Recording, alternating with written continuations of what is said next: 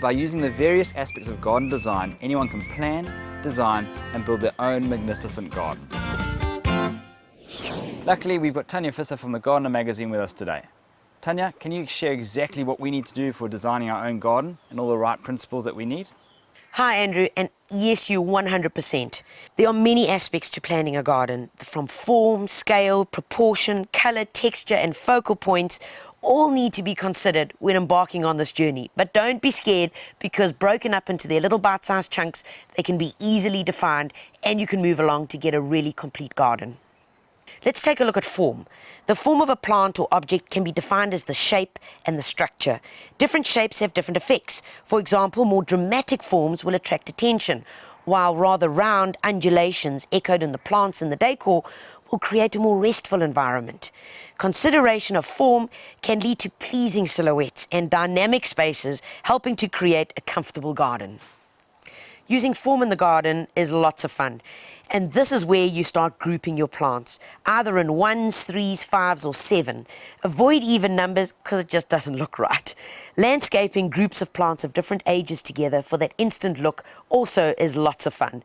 To get different heights of the same plant in your garden, consider staggering planting of plants to get the variations in height and the width as well. It may take a bit longer, but for the expense of buying large plants will be hugely reduced. Form plants stand out more by being planted together with contrasting plant material. And for example, this might be a light lacy ground cover that will enhance the form of aloes or agaves with their big architectural leaves. Plus it will add texture and contrast to the design, and important aspects to think of. Form plants such as trees and statues can be enhanced at night by using clever garden lighting. And here, the options, we can even go with solar. And remember, most of us get to enjoy our garden, for the most parts, in the evenings. Let's take a look at line. Using strong lines in a garden can help to create a sense of direction and movement. And really, this is where we are channeling the eye to go. The eye will easily follow a garden line in the form of an edged path, a curved flowing bed, an outline of plants against a flat wall or low wall itself. Used in the right manner, jagged diagonals and vertical lines can create excitement and tension, but must be done intentionally to create a pleasing overall effect and prevent that jarred experience. Hard landscaping, this is the actual structures, is the easiest way to lead the eye, but the same thing can be done with planned planting as well. The best example is the use of a hedge. This will lead the eye wherever it's placed and wherever it's going, as edging or midway in a bed, or as containing a line for the side of a garden. Scale and proportion are words that are often thrown around and we actually have no idea what they mean. But this is the basic idea. Scale is the relation of an object or objects in relation to the other things. So it's how you fit in, or the pot fits in, to the rest of the garden. The size of the plants, adjacent buildings, and us, of course, should be considered when landscaping a garden. For example, a 3-meter high stone wall might set off a large garden nicely, but would make a small garden look even smaller, or a tiny plant would be out of scale in a forest of tall trees or near large buildings. So those need to be considered when choosing your plant material or your hard landscaping when we're thinking of designing the garden. Everyone hears about the word texture being used in a garden, much like scale and proportion, and most of the time we're left thinking, what on earth are they talking about? Well, this is how it goes. In planning a garden, it's important not to leave out texture out of one of the design elements. The roughness or smoothness of surfaces is perceived primarily by touch. However, a person through vision approximates the textures of different surfaces and imagines how it would feel. And this is important when thinking about your garden. Textures in the garden can be found in the form of plants, the earth, ornamentation, hard landscaping such as pathways and walls. And not only that, but more importantly, just the basic leaf structure of any plant. All plants fall into different categories when dealing with texture. And here are some examples. Lacy, fine textured plants. These plants usually have very fine small leaves or flowers. They are light and wispy and complement bold leaf plants by accentuating their form and texture. Examples of this are Artemisia, Argyranthemum, which is your common daisy, Acer palmatum and Asparagus plumosa. Those are examples of the fine textured plants. Bold leaves, these can be either coarse or smooth texture and the attention grabbers in the garden. Examples of this are Bergenia cordifolia, Melianthus major, Xanthodecia ethiopica, which is our common arum lily, Gunnera, Acanthus mollis, Alocasias, Strelitzias, hostas and hydrangeas. Waxy leaves also form a different texture. Shiny waxy leaves can be seen in types of trees and shrubs, down to thick juicy succulents.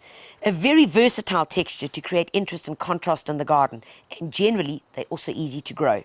Examples of this are Carissa macrocarpa, Camellia japonica, Caprosmas, Gardenias, Ilex crenata, Magnolias, Moraias, and of course the entire list of succulents, which could go on forever. Feathery foliage plants, like ferns, create soft, flowing atmosphere. Examples of these are asparagus, Collionema, Euryops, Lavandula pinnata, Mahonia, Microlepia, Dictysonia, Nandina domestica, and Pervoschia. Furry leaves create an awesome texture and are great in a garden, especially if you've got children. Think of using the following: Verbascum, Salvias, Cerastium, Tibucinas, Verbena, Stachys, also known as lamb's ears, and Salvia officinalis are just some examples. Soft spikes, grass-like plants are beautiful for texture and movement as well. They can appear sharp but are really soft to the touch.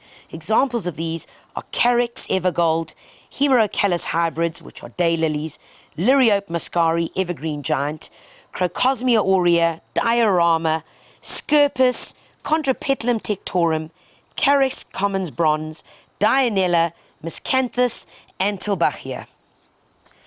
Sharp spikes form one of the final areas of texture of plants, which are sword-like leaves. The sharp spikes planted are often used as focal points in the garden.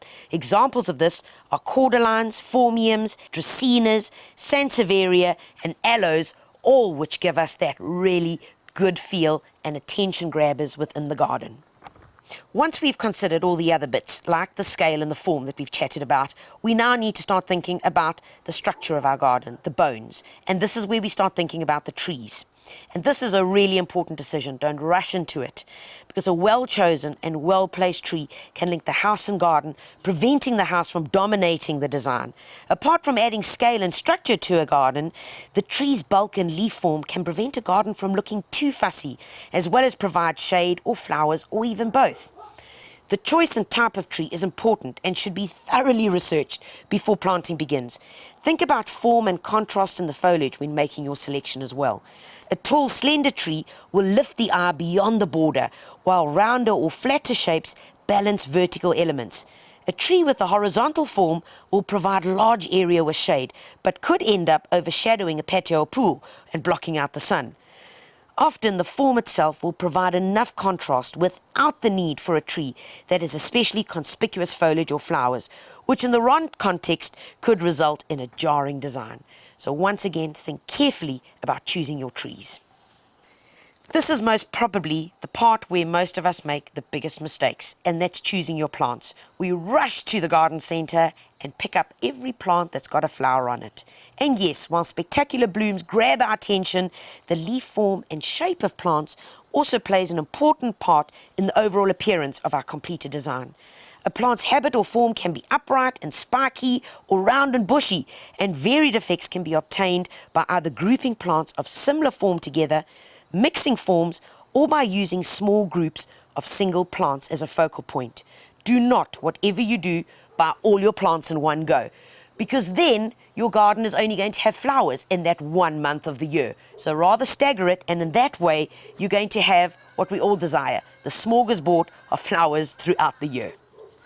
And lastly, in terms of plants, this is really important. When deciding on what plants to use in the garden, it's essential to find out how big the plant grows before you plant it in the garden.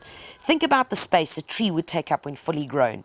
A 12-meter tree would drown a small garden, and if placed in the wrong position, could prevent harmonious design in your complete garden. And this goes down from the biggest tree to the smallest little perennial that you might be putting in your garden. Colour is something that we can really play around with in the garden and have loads of fun. And also, it really is popular. themed gardens in terms of colour have become far more popular over the past few years. So whether you're choosing a white garden for soothing and relaxing pastel colours or bold complementary colours, colour is important in a garden design. In fact, landscapers consider colour along with form, line, scale and proportion and texture as a basic design principle. Using colour will influence the overall mood of the garden.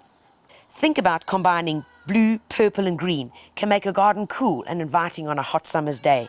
And if you're wanting a bit of drama in your garden, combine orange, yellow and red, which are really warm colours. That could work in cool areas and certainly also very inviting on a chilly winter's day. When considering colour, the other aspect that we need to think about is the colour wheel. Just like a painter, designing with colour needs some understanding of the colour wheel. Primary colours are red, yellow and blue, and the secondary colours, orange, green and purple, lie opposite each other on the colour wheel and can be used together to create startling, bold contrasts in the garden. Imagine bright yellow daffodils with bold red tulips planted together, or a lovely purple plectranthus planted against a brightly painted orange wall. You can just see that it's going to make an impact. Colours next to each other, on the other hand, on the colour wheel, are more harmonious and create a more restful, calming atmosphere. Artists use cool colours such as blue, purple and green to create perspective in a painting. In the same way, these colours can be used in a garden. They are relaxing colours and will make a small space appear large. Warm colours such as red, orange and yellow, on the other hand, make more of a statement, appear to come forward in a landscape, are bold and create focal points. You can create an illusion of a larger space and push back the boundaries of a garden by using cooler colours at the far ends and warm colours near the front. Colour can be added to hard landscaping like walls, furniture, paving, flower boxes and pots, garden gates, benches and fences, water features and other structures. And the best part about it, that if you get bored with it, you just change the colour. In plants, there's more to consider. Plants can have flowers and foliage in different colours, plus they change with the seasons and in different light. Using a lot of strong colour can become repetitive and lose the impact you wish to create. However, moving between cool colours and warm colours will create the most interest.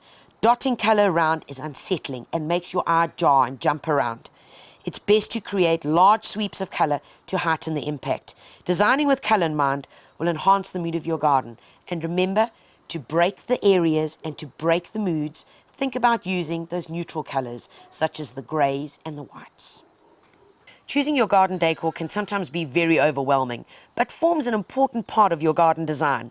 Specific form plants or garden ornamentation can be used in your design to focus attention on a particular point in your garden. Containers, for example, have an important role to play in less colourful gardens, a bright yellow one, for example. Garden decor items such as furniture, fountains, statues and bird baths with their various forms can add instant uniformity to a garden design, but should be used in conjunction with the theme of the garden. And remember, of course, always taking scale and proportion into consideration. Garden decor is probably the most abused element in anyone's garden, and too much can always be just too much. So think about the following. Keep your decor items simple and in proportion to the space. This will unify and enhance the garden. Place a focal point such as a fountain in a small garden forward with plants behind it to give the appearance of more space beyond, rather than at the end of a small garden, which would emphasize its shorter length. And if in garden decor you are wanting collections of items like terracotta pots or even garden gnomes, try and keep the style similar. At least with this in mind, the garden decor won't seem cluttered and overpowering within the garden. Well, Tanya, thank you so much for all your help. You've been a gold mine of information. Now remember, everything you need is all down at your local builder, so go down there and put the guys to the test and they'll be able to help you out.